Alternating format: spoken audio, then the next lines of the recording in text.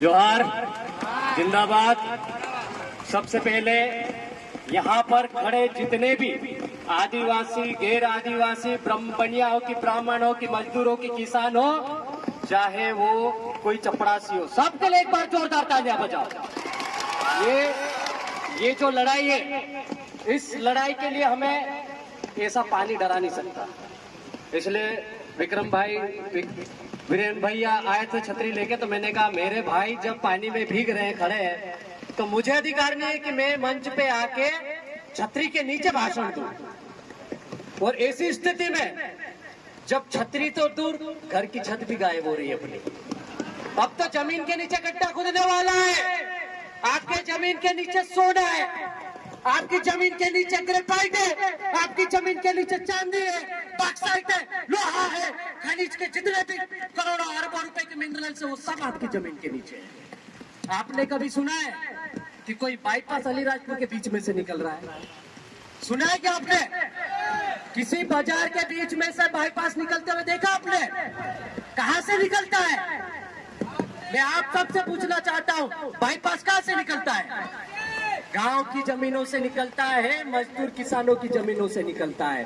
बाजार की तो 1 इंच जमीन लेने की हिम्मत नहीं है किसी भी नेता में। इतना बड़ा षड्यंत्र आदिवासियों के खिलाफ आज अलीराजपुर जिला इस झमाझम बारिश में चौबट खट्टाली क्षेत्र के जितने भी हमारे आदिवासी समाज के मजदूर किसान लोग हैं, उसमें व्यापारी वर्ग भी मौजूद है। मैं उनका स्वागत करता हूं इस मंच के माध्यम से, आदिवासी समाज के माध्यम से।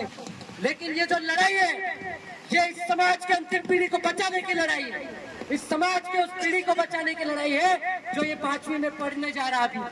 कोई अभी छोटा छोटा बच्चा पैदा हुआ, कोई गुजरात में मजदूरी कर रहा है, कोई घर में खेती बाड़ी कर रहा है, किसी के घर में पानी टपक रहा है। अभी भी हम जहाँ गिले हो रहे हैं, उसके घर के नीचे भी पानी टपक रहा है। ऐसे कई हजारों घर है हमारे गाँव में, हमारे क्षेत्र में।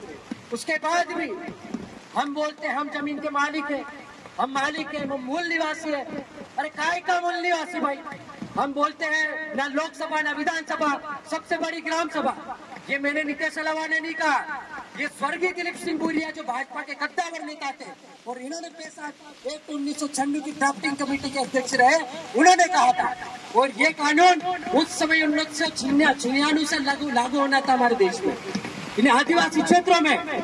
लेकिन पिछले 10-12 सालों से जो हमारा संघर्ष है, रात दिन का संघर्ष है, उसके पश्चात हमारे ऊपर कितनी FIR हुई, कितने आंदोलन में हमारे लोग जेल गए, कितने आंदोलन हुए, कितने लोग मारे गए। उसके पश्चात भारत सरकार ने, मध्य प्रदेश सरकार ने पिछले 2022 में लागू किया। और वो भी पैसा एक पैसा अधमरे जैसा, बिल्कुल भी उसकी कोई पूछ परख नहीं। थाने में जाए तो पुलिस वाला बोलता काय की ग्राम सभा हम नहीं मानते, कोर्ट में जाओ तो काय की ग्राम सभा हम नहीं मानते। और सरकार बोलती है कि पैसा एक लागू है, ग्राम सभा का प्रस्ताव ठहराओ पहले लाओ। कई गाँव ऐसी स्थिति में हमारा आदिवासी समाज कैसे जिंदा रहेगा भाई? कैसे रहेंगे हमारे बड़े छोटे छोटे बच्चे आगे? यदि आपके पास जमीन नहीं बची तो काय का आदिवासी? आदिवासी की परिभाषा ही जमीन से शुरू होती है, आदिवासी की परिभाषा ही जल जंगल जमीन से जुड़ी हुई होती है। आदिवासी की संस्कृति सभ्यता इस धरती से जुड़ी हुई है। और यदि धरती ही आपकी चले गई, आपकी जमीन ही चले गई, तो आपकी संस्कृति सभ्यता परंपरा खत्म हो जाएगी, आपका अस्तित्व खत्म हो जाएगा। आपके जो मूल अधिकार है, आपके जो संवैधानिक अधिकार है, धीरे धीरे कतरते जाएंगे, खत्म होते जाएंगे। कल ही सुप्रीम कोर्ट के 7 जजों ने एक जजमेंट दिया कि अब आदिवासी समाज में या ST SC का जो समाज है, वहां पे भी क्रीमी लेयर लागू किया जाएगा। क्यों भाई? हमारा एक व्यक्ति कलेक्टर बना अलीराजपुर से, तुम्हारे पेट में दर्द होने लग गया। हमारा व्यक्ति एकमात्र कैबिनेट में गया, तुम्हारे पेट में दर्द होने लग गया। हमारे जिले से पहली बार सांसद गई, तुम्हारे पेट में दर्द होने लग गया। क्यों ऐसे निर्णय दे रहे हो जिससे भाई भाई लड़ने को मजबूर हो रहे? आज वो क्रीमी लेयर लागू करके भील भिलाला पटलिया भारेला सबके बीच में झगड़ा करवाना चाह रहे हैं। हमारे लोग बड़ी मुश्किल से अब चपड़ासी की नौकरी कर रहे हैं, कोई पंच बन रहा है, कोई सरपंच बन रहा है, कोई विधायक बन रहा है। इतनी सारी परिस्थितियों के बाद भी हम लोग थोड़ा उभरने की कोशिश कर रहे हैं। और लोग दिल्ली में बैठे हैं हमारे खिलाफ, संवैधानिक रूप से अधिकार छीन भी रहे हैं, कोर्ट के माध्यम से भी अधिकार छीन रहे हैं, और दलाल लोग हमारी जमीनें बेच रहे हैं। इन दलालों के खिलाफ अब हमको सबको एकजुट होकर लड़ने का समय आ गया है। अब पूर्व वक्ताओं ने बहुत सारी चीजें बोली है। हमारे जिले के कद्दावर आदिवासी नेता महेश भाई काका पटेल ने भी बोला है कि अब हमें हथियार लेने की जरूरत है। वास्तव में ये बात सच है कि पहले हमारे बुजुर्ग लोग अलीराजपुर जिले में दिन में आए कि रात में आए, उनके हाथ में पालिया होता था, तीर कमान होती थी, उनके गले में गोपन होती थी। लेकिन हम लोग पढ़े लिखे लोग हो गए ना, तो हमने वो धीरे धीरे चीजें बंद करवा दी, हमने रखवा दी। लेकिन पुलिस प्रशासन क्या करता है, भगोड़े में भी कोई एक पालिया लेके आता तो आर्म्स एक्ट लगाता है। इनको अभी आईपीसी सीआरपीसी को अच्छे से पढ़ना चाहिए, इनको 5वीं अनुसूची का पता होना चाहिए, इनको पैसा एक्ट पता होना चाहिए और आदिवासियों की रूढ़ी प्रथा का पता होना चाहिए। इनको पता नहीं है अभी भी। इनको ये पटेल को कब याद करते हैं, जब इनसे झगड़ा नहीं समझता है, तब गांव के पटेल को बुलवाते हैं, पटेल ने सरपंच तो आओ झगड़ बांध दो। लेकिन जब वो पटेल पहले झगड़ा तोड़ने की बात करता है, नहीं इस पे कायमी होगी बोलते हैं। ये लोग मजाक बना के रखे आदिवासी क्षेत्रों का, मर्जी आए उस पर रासू का ठोक देते हैं, मर्जी आए उसको जिला बदल कर देते हैं। अबे तुम्हारे बाप का राज है क्या? ये आदिवासी क्षेत्र है, ये आदिवासियों का क्षेत्र है। यहाँ पर छीटू किरार जैसा योद्धा आदिवासी पैदा हुआ था, उसकी सर्वभूमि है ये। यहाँ पर पृथ्वीलाल भूरा जैसे बर्जर के क्रांतिकारी भी पैदा हुए। यहाँ पर आलिया भील जैसा आदिवासी लड़ाकू भील भी था, और ये आज भी उसका डीएनए खड़ा है। ये बारिश में भीग भी सकता है। तीर कमान से तोपों का सामना करने वाली कौम भविष्य में जरूरत पड़ी तो तीर कमान वापस उठा लेगी, लेकिन उसके लिए मजबूर मत करो। अभी हम लोग पढ़ लिखते हैं, हम लोग संविधान जानने लग गए, तो हम लोगों को समझाते हैं। हम गांव-गांव में जाके बैठकें करते हैं, उनको ये बोलते हैं कि हमको गोपन पाले तीर कमान को घर में रखना है, अभी कलम से लड़ना है। हमको पता है, मैं आपको उकसाना नहीं चाह रहा हूँ, मैं आपको भड़काना नहीं चाह रहा हूँ। अल्ट्राटेक में जिसकी बात हो रही थी 2 दिन पहले ही धरना हुआ था, वहां पर 2 आदिवासी समाज के मजदूर लोग मारे गए।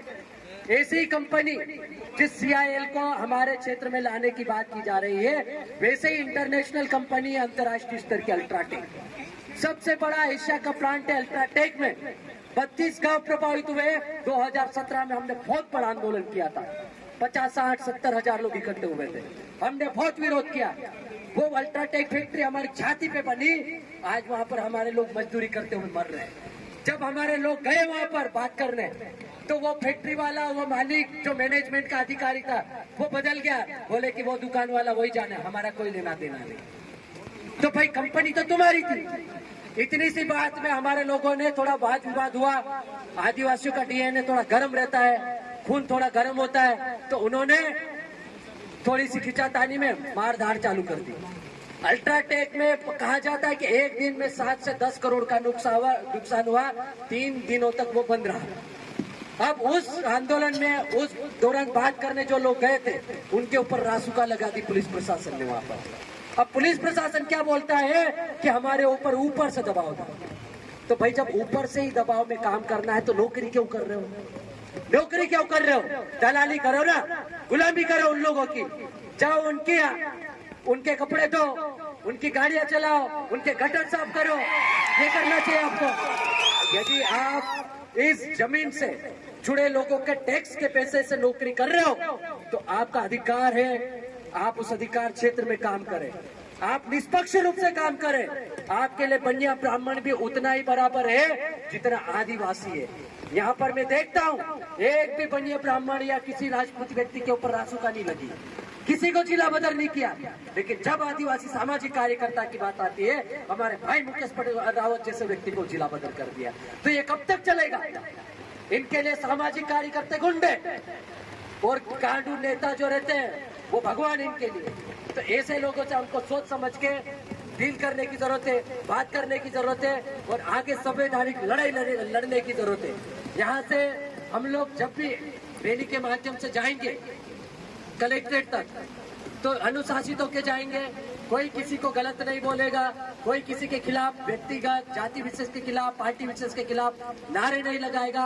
हमारी लड़ाई संवैधानिक है, ये जल जंगल जमीन को बचाने की लड़ाई है। हमको किसी पार्टी से लेना देना नहीं, लेकिन जिम्मेदार इस जिले में हमारी 2 भाभियां हैं, एक को दिल्ली भेजा है तो एक को भोपाल भेज रखा है। और एक कैबिनेट मंत्री भी है इस जिले में, पहली बार अलीराजपुर से मौका मिला है, तो हम उनके नाम पर ज्ञापन बना के लाए हैं। आप सबको तय करना है, ये ज्ञापन उनके पास जाएगा, वो अपने स्तर पर प्रयास करें और 9 अगस्त के पहले ये जो लाइसेंस है उसको निरस्त करवाने का कार्रवाई करे प्रशासन के माध्यम से। और नहीं होता है तो 9 अगस्त, यदि 9 अगस्त तक ये लाइसेंस निरस्त नहीं होता है या प्रक्रिया नहीं होती है तो 9 अगस्त हम कलेक्ट्रेट में मनाएंगे। मनाएंगे कि नहीं मनाएंगे? पूरे जिले के लोग आएंगे और जब तक, जैसे कि महेश पटेल जी ने बोला है, जब तक ये माइनिंग के जितने भी पूरे जिले के गांव की बात बता रहा हूं मैं, सिर्फ खट्टाली क्षेत्र की नहीं, सारे लाइसेंस जितने भी प्रचलित हैं या जितने अभी होने हैं, सभी की सभी खारिज होने चाहिए, निरस्त होने चाहिए। यदि नहीं हुए तो ये 5वीं अनुसूची क्षेत्र अलीराजपुर है और 5वीं अनुसूची बताते अलीराजपुर को पता है कैसे करना है। फिर हम लोग पूरे जिले की बाउंड्री को सील कर देंगे, हर जगह ट्रैक्टर बैलगाड़ी खड़ी कर देंगे, इधर ढोलिया साइड, उधर उदयगढ़ साइड, इधर बोरी साइड, इधर सोरवा साइड, ऐसे सारी की सारी बाउंड्रियां सील कर देंगे। कब तक? जब तक हमारे क्षेत्र की जमीनें को लाइसेंस जिन जिन को दिए वो निरस्त करके हमको आजाद नहीं किया जाता। तो ये आजादी की ऐसी लड़ाई है जो जल जंगल जमीन को बचाने की है। ये पार्टी के लिए नहीं है, किसी को नेता बनाने की नहीं है और किसी को नीचा दिखाने की लड़ाई नहीं है। इसीलिए हमारे बीच में आज पहली बार इस आंदोलन में इस जमीन को बचाने के लिए इस जिले के बनिया वर्ग, व्यापारी वर्ग सहित कई लोग मौजूद हुए हैं। तो खट्टाली और जोबट से जो व्यापारी वर्ग के लोग हैं वो भी आ जाए, 2 मिनट के लिए अपनी बात रखेंगे, हमको अच्छा लगेगा। उनके लिए भी एक बार जोरदार तालियां बजाओ। तो बहुत बहुत आप लोगों ने समय दिया, बारिश में खड़े रहे, अब समय भी काफी हो चुका है, हमको जाना भी है। तो जाने से पहले 1-2 लोग जो भी है खट्टाली क्षेत्र के जो